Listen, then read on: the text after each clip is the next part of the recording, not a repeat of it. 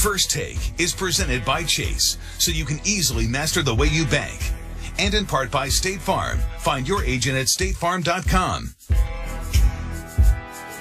Yesterday, Lebron put up a nostalgic post on Instagram shouting at his squad and getting fired up for the season. Posting this, "Man, I can't wait to get back on the floor again with you two guys. Last year was just a sample size of what we're capable of, and I'm so hyped thinking about what's next."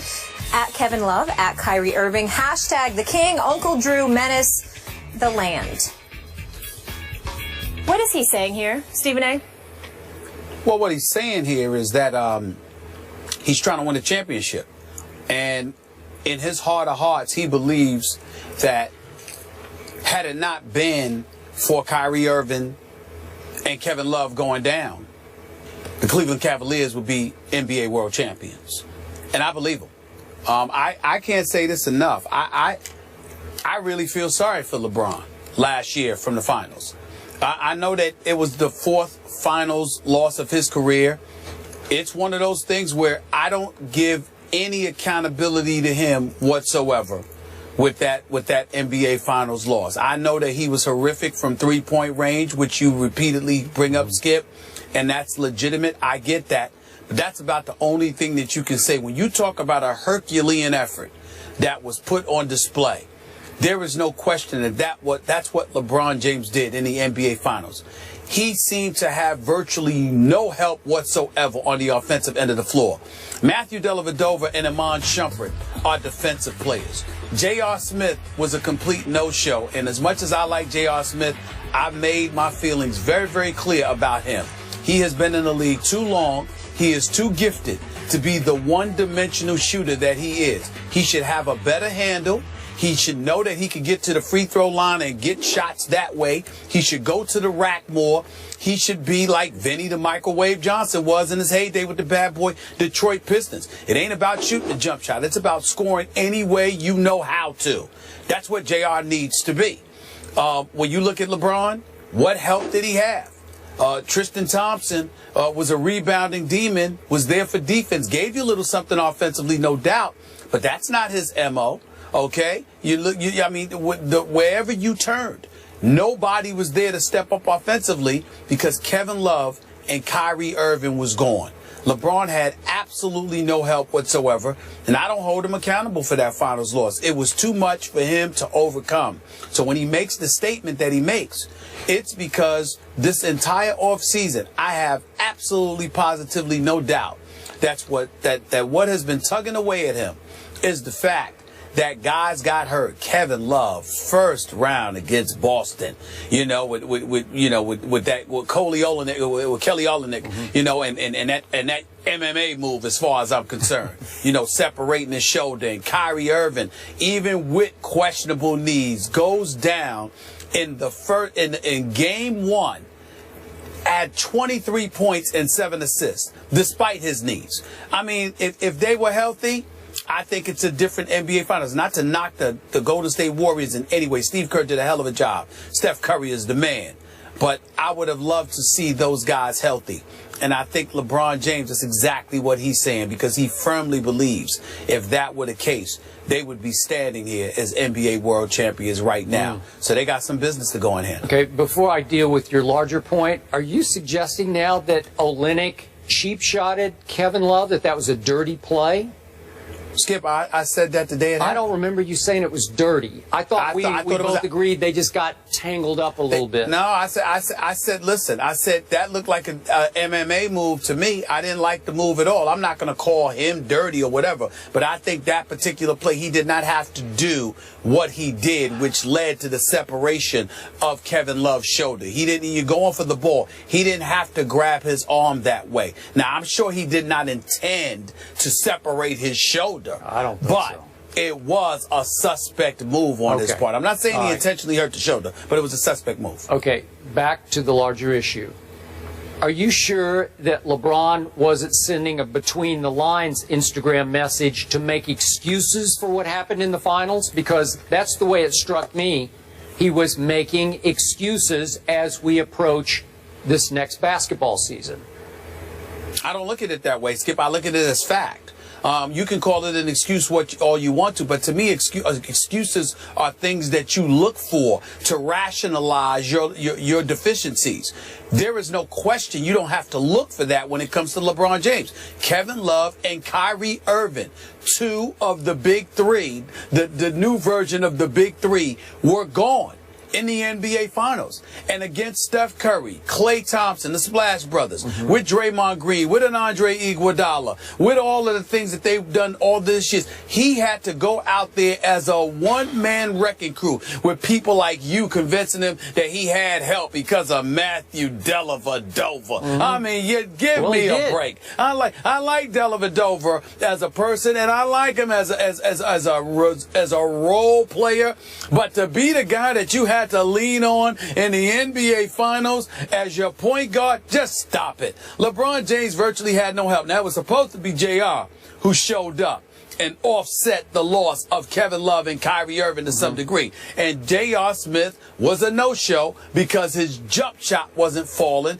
and he continues to be one-dimensional. He's better than that. He's more talented than that. He needs to step up and diversify his game. Okay. But outside of but had he done that, it would have been a different result too. Okay. I just think that, no question, Kevin Love and Kyrie Irving, you don't have to look for those excuses, Skip. They're not excuses. They're facts. Okay. I'm not trying to give LeBron a pass. Okay, now that I've allowed your revisionist history as you look back at what happened in the finals, I'm going to give you my take on what I saw when we were at the NBA Finals. I actually was there in Cleveland, so it counted for me too. Usually I just watch on TV, so it counted. You were there, you were in the arena, so it was counting, but I was there too, so for me that game actually counted. The home team was up 2-1 with another game at home. So the game 4, that fateful, what was it? Seemed like it was a Wednesday or Thursday, middle of the week night. Thursday. We're there.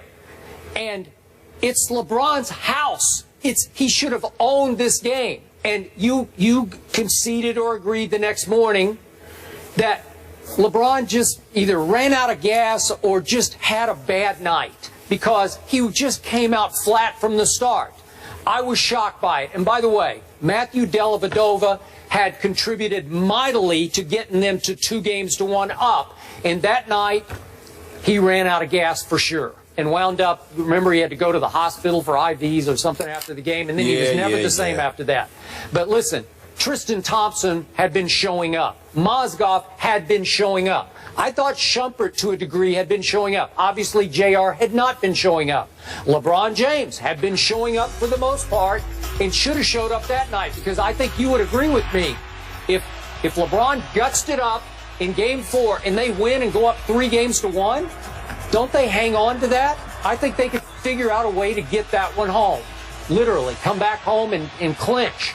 So to me, I was so disappointed in LeBron James that night that I'm not going to give him the injury excuses of losing Kevin Love and Kyrie because we are now revisionist history. You can't say that because they were in commanding position to virtually close the deal. The best player on the planet in his house. Really? Skip, and you can't do that? You look at it that way. I look at it differently. And again, I'm not trying to make excuses, but unlike you, I'm not comparing him to Michael Jordan either. Here was the situation. Steve Kerr made an adjustment, inserted Andre Iguodala into that starting lineup. Andre Iguodala comes off the bench. He's in the starting lineup. He drops 22. But more importantly, he helped to up the pace, to dictate tempo, because they had surrendered tempo to Cleveland. They had fallen victim to a slower pace of play, which worked to their disadvantage against the size that Tristan Thompson and Mozgov was throwing at them in games 2 and 3.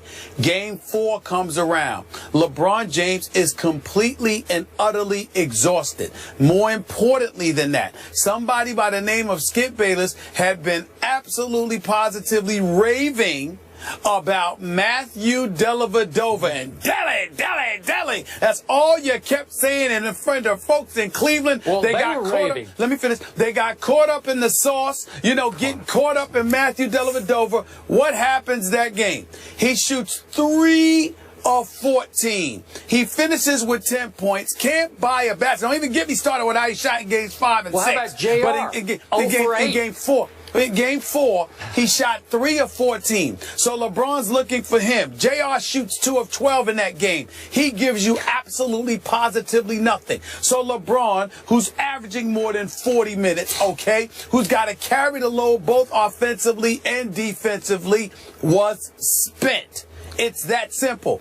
Anybody who watches basketball, who knows basketball, knows what happened. I'm not sitting there. Listen, if LeBron played like garbage, I would be right up here saying he played like garbage. But it was not that simple. You get to a point where you're running up and down the floor against these brothers, these Greyhounds, and you have virtually no help whatsoever on the offensive side of the ball. And inexplicably, I might add, David Blatt, what does he do with Timothy Mozgov? Barely nothing for the rest of the series. Everywhere LeBron turned, he had no help on the offensive side of the ball. And they got blown out in that game, if you remember. It wasn't like it was a close game where he didn't show up.